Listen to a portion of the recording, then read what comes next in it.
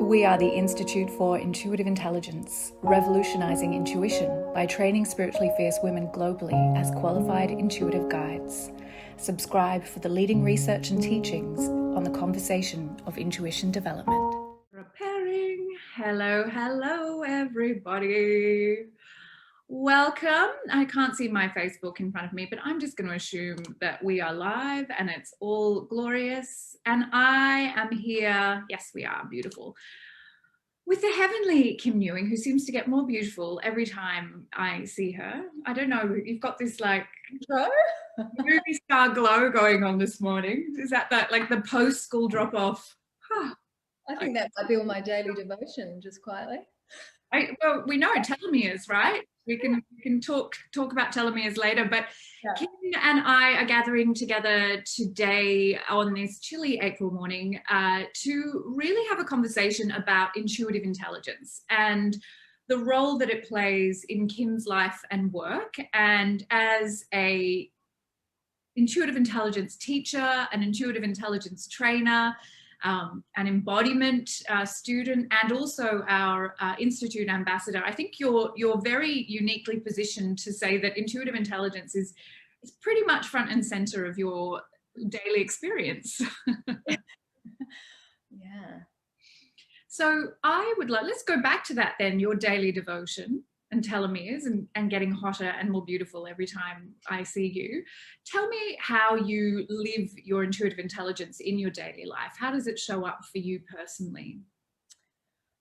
Well, it starts the minute my eyes are open, and I am so conditioned now. I was just having a conversation with a friend about this the other day, that I remember when I first started on this journey, and the idea of doing a daily devotional practice felt like another thing on the to-do list. I'm like, I know I need to do it. I know I should meditate. Why aren't I doing it? And then throughout the third level, because of that consistent attention on the practice, the muscle, developed the pathway, and it just became a ritual for myself. And I tipped over from something I should do into something that is a divine privilege to meet myself in that place. Mm-hmm. So the minute my eyes are open, often I go into some non-linear movement. So I'm onto my hands and knees and I move my body and stretch. And then I come into position, generally sitting in front of my altar, which is just this very simple thing in the corner of my room, which has a Buddha and a candle. And I light the candle and I tune in and I come into the place of what's needed.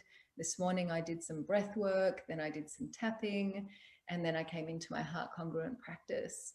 And, different days, it's different things. Different days, it's a different length of time, depending on when my children wake up or when I'm interrupted.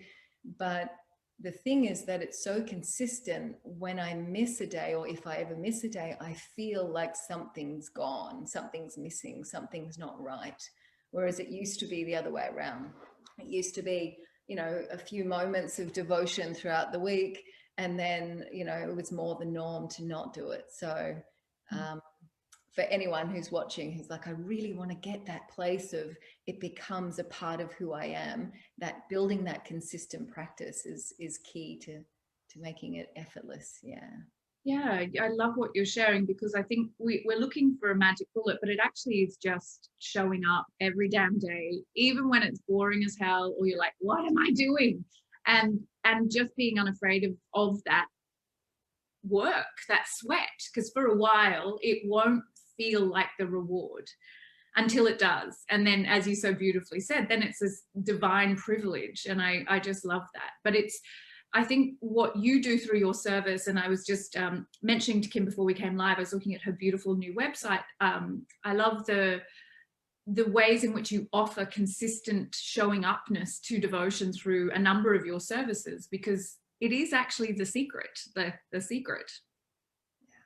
Yeah, and that's something that I have found over the years, is implementing multi-facets of tools to come home to myself. So for me, for years, meditation was the tool, the only tool. And I grappled with it, because there would be times where it would be so expansive and so connecting and so powerful. And other times I sat in my monkey mind and it caused more stress.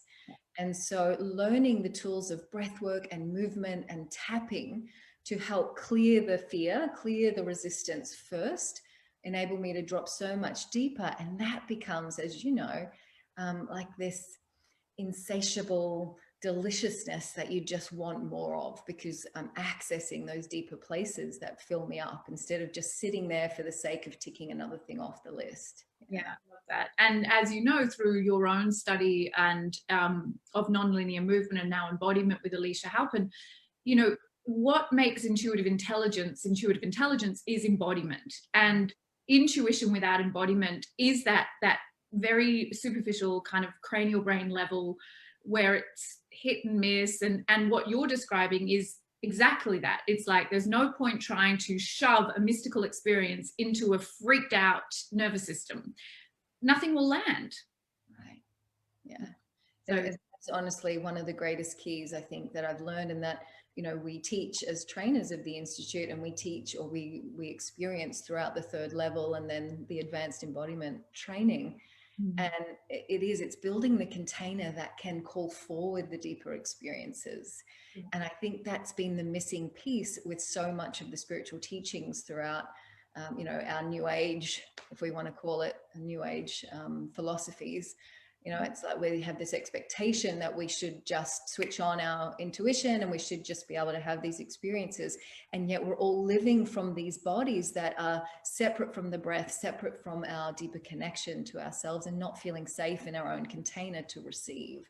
Yeah. So I think that's a really important piece that we're bringing to the world for women to recognize. Yeah. And what we speak about in the work that you do as the teacher and the trainer is that this physiology is the technology to receive your intuition. So how's your relationship with this? Like, I agree. I think so much of our spirituality in this new age paradigm has been about bypassing the body, just getting up into the, you know, those divine states of bliss, but completely cutting yourself off at the neck. And resisting that groundedness, you know, you know, meeting that kind of hippie archetype in, you know, so many of my mother's generation, but they're just sort of like just formless. They don't have any anchoring. And I think our work is to anchor this into the everyday, into the mundane, into the present time. And it's harder in some ways, but ultimately much, much easier. Yeah. And that's where the richness is, right? Because we can't escape our lives. So how can we find the joy and the energy and the light here and now in this embodied presence, instead of needing to escape and live outside of the self? So that's the part that I feel is really coming through at this time, which is, yeah, a really empowering place to be, right? Yes, yeah, it's vital. It's vital for me, and that's why I'm so grateful that we have the expertise of Alicia Halpin in the Institute now, because it's knowledge that was outside of my skill set, and I wanted it, and I want it, and I'm very excited to be learning from her, as you are right now. But you know, you've been committed to that embodiment piece for some time now, and really bringing it into your own practice, as you say, but also your service as well. And I love to see that I can jump online tomorrow even and do some non-linear movement with you, which is so cool. There's a class tomorrow. Yeah. Everyone go and join. And yeah, I think this is the way to bypass the control of the ego mind, the reasoning conscious mind, to try to own the journey of our awakening. We actually have to have strategies to get ourselves out of here and into here. So yeah, I'm very excited that you're bringing it so much into your service. Yeah, it's amazing. And the advanced prac with Alicia, I mean, come on, Alicia, anyone who meets her, she is next level.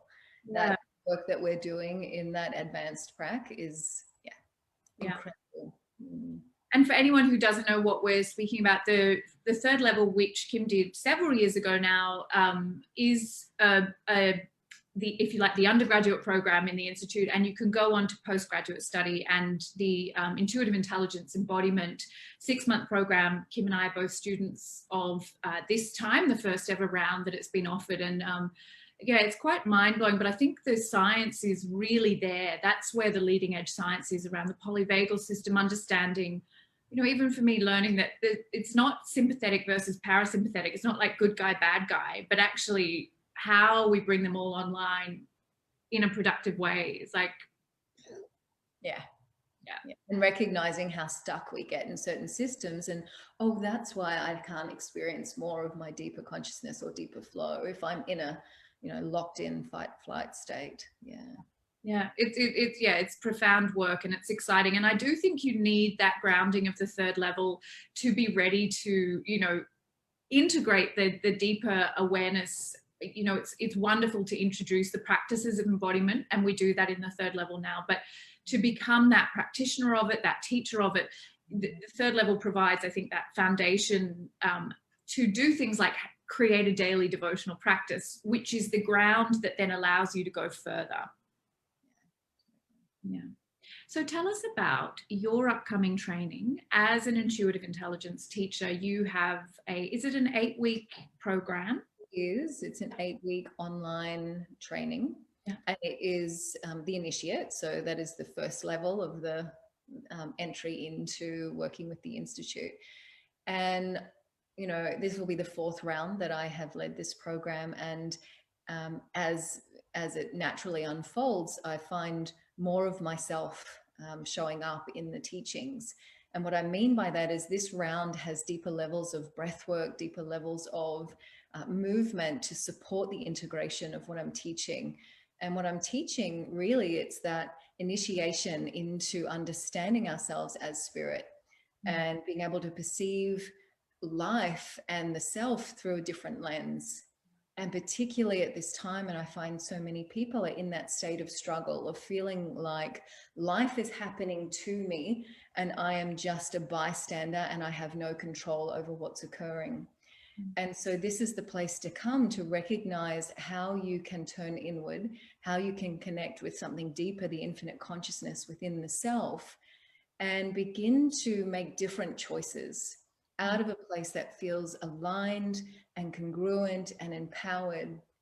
And really, it's that coming home to the deeper knowing that, we are so divinely guided, we are so supported, and we are that which we're seeking. So that all can sound really, fluffy and ethereal, but on a deeper level, it's building the consistent practice.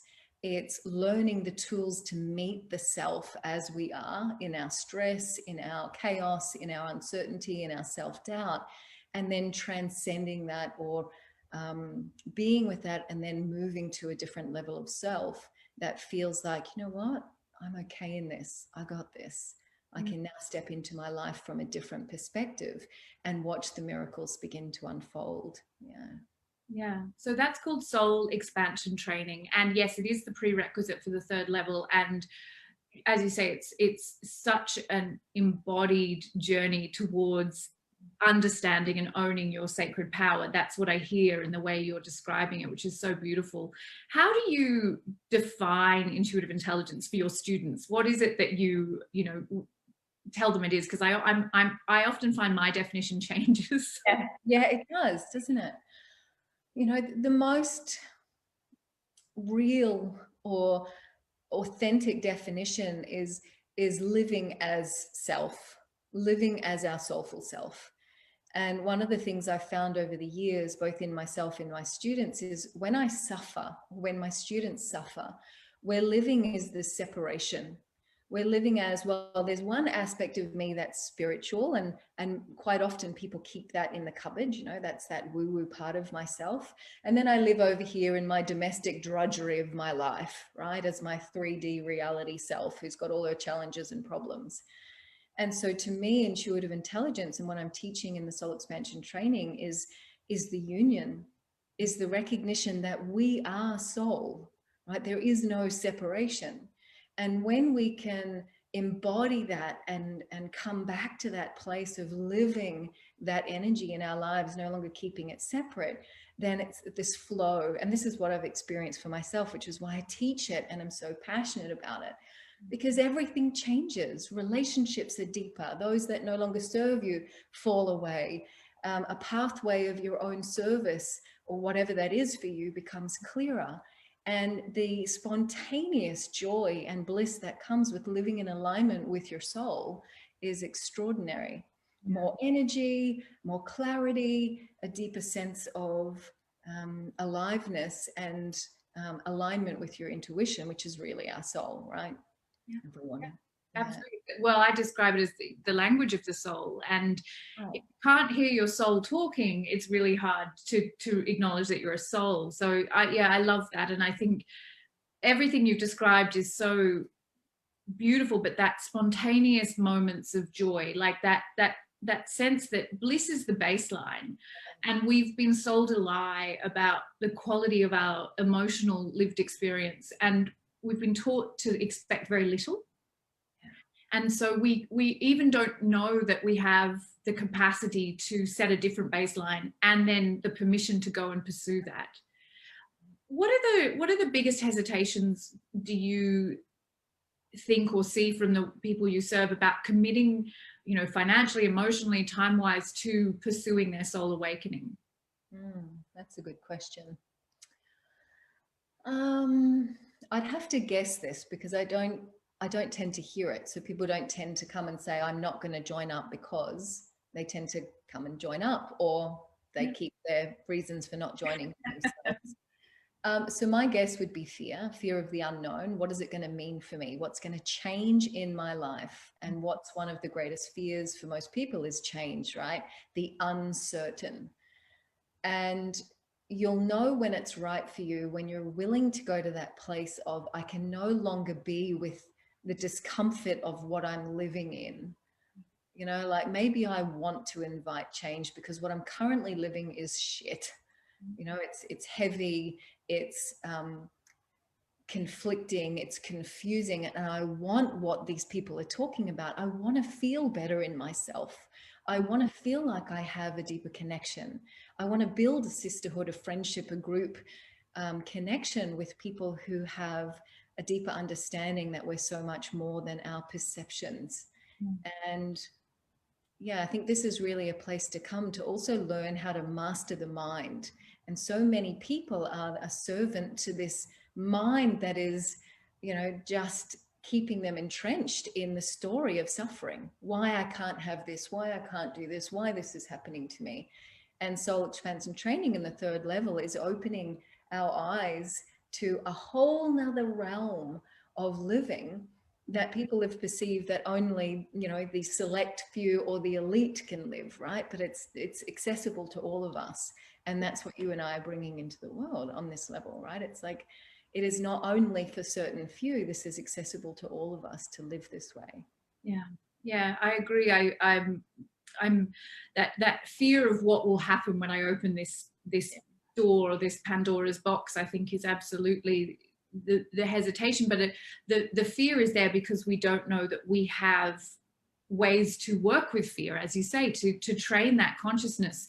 And what you do through soul expansion training, and then what is continued in the third level, is how to be that, well, we lovingly call the fear huntress or the fear hunter, how to be unafraid in the face of fear and unafraid of change. And that is vital. Like, that is what the world needs more than anything, is that you can work with your fear. You don't have to be afraid of it. It will not eat you alive, despite what your ego is trying to tell you. And I think, those tools are, just if there was one wish for my life, it's that as many people as possible get that knowledge, so that we stop living in a paradigm of fear. And I'm so grateful that your work does that and you take that out into the world, because that is the key to freedom. That's what we're seeking, right? We're not seeking the end of fear. We're seeking a way to understand fear.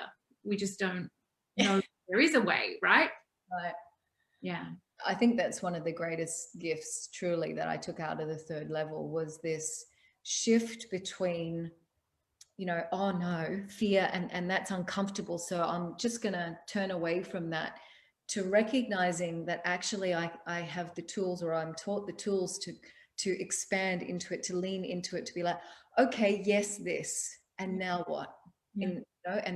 And in that recognition, it diffuses the charge, it diffuses the build that we've resisted for so long. And then we can you know, find our flow and our rhythm with that. And then all of a sudden, you know, after all the time of practice, it becomes, oh, okay, there's a fear. That's interesting. That's come up. No longer this, oh my God, I'm under the weight of all this stuff. It's like, okay, this, how interesting, how fascinating. I'm curious about that. Yeah. And that's so liberating to live from that place, right? Yeah. But it is brain retraining, it's consciousness retraining, because nothing in our life, in our world, in our current paradigm of education or anything else says, you know, this is a choice that you have. So yeah, it is absolutely leading edge. It is vital work. You are doing it so powerfully and serving in such a big way. And it's such an honor to have you as an ambassador for the Institute, and to have you so committed to going as deep as you can into that for yourself, because of course that's the only way. We have to be the demonstration. We can't phone it in, although, you know, some days it'd be nice, right? Let me have this one day, okay? I'm just going to be a muggle and just... Yeah, exactly. Let me just wallow in my shit. It's like, no, actually. It does get more and more fun. And I think the recovery time, like, it's not like I haven't stopped having fear, and I'm assuming that's the same for you. It's just the recovery time now is so much faster. So what would have taken me days or weeks or sometimes even months, now I can bring myself back into that peace, not resolving everything, it's not about fixing everything, but just the peace of the discomfort. Okay, shit, and I can sit here. Yeah, of course. And I still have that. And I think also the relationship to it has changed, where once I believed I was that, I was the problem, I was the fear, I was all of the emotions I'm feeling. Yeah. And now I have a healthy separation where I can witness this is just an aspect that's presenting a messenger. There's something deeper in this for me. And yeah, of course, there's times where I'm like, I don't want to do it. I don't want to dive in and be with it. But I always do, because now I'm so trained and so conditioned. And I remember you saying to us in the third level, and I really deeply understand this now, that your service and your medicine was your medicine, right? And someone had asked me a while back, you know, is it hard to keep putting out trainings and keep showing up? Because I have my live classes every week that I teach. And one part of me, the human part of me, can say, well, you know, it takes consistency and I have to keep showing up. But the vaster part of me is like, this is my medicine. Yeah. Me showing up and teaching this holds me accountable and keeps me on the path to doing what I know works. So it's a blessing to do this work. Yeah. And that's real humility. You know, the leadership formula that, you know, is, you know, humility leads to that experience of our God nature, that grace, and that leads us into our leadership. We're in leadership because we are the demonstration, not because we're like, do this and I'll you know, I'll be at home eating the chips and ignoring it. Right. And I love that, because every time I teach or I write or I read, and it's just happened again with something, do you have those moments in class where you're like, I just got that in an even bigger way, like and that's humility, right? Like, I'm still getting this in bigger and bigger ways, and that's my service is my medicine. Yeah, absolutely. Yeah, I love that. Just trying to, don't worry about me, everyone. I'm just having another aha moment. Really good. I really needed to hear that right now. Yeah. Yeah. So, and it is like, and I still read Spiritually Fierce every day, and I'm like, oh yeah, still working with that. Like, you know, there's no sense of I'm trying to graduate beyond my own medicine, my own soul lessons and contracts. It's like, I just, what is that diagram of evolution is that upward spiral. It's not like a straight line. It's like, oh, here we go, same fear again, but here I'm a little bit higher in my understanding of it. And that's the journey that we're seeking, not to overcome ourselves, you know, but to become more of ourselves. So my darling, I will share the link. I want everyone to know about soul expansion training. It begins next week. Is that right?